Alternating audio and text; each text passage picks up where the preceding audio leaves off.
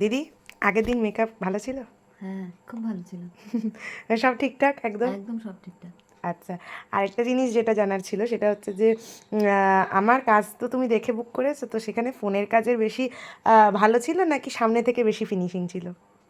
সবটাই ভালো। সামনে থেকেও ভালো, ব্যবহারও ভালো, সবই ভালো।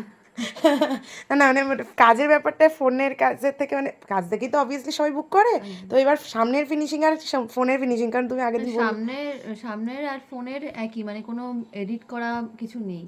ওকে ওকে ওকে, থ্যাংক ইউ। চলো তাহলে আজকে শুরু করি। একদম অন্যরকম লুক আজকে, আবার খোলা চুলের ওপর ওপেন কার্লস। তো চলো।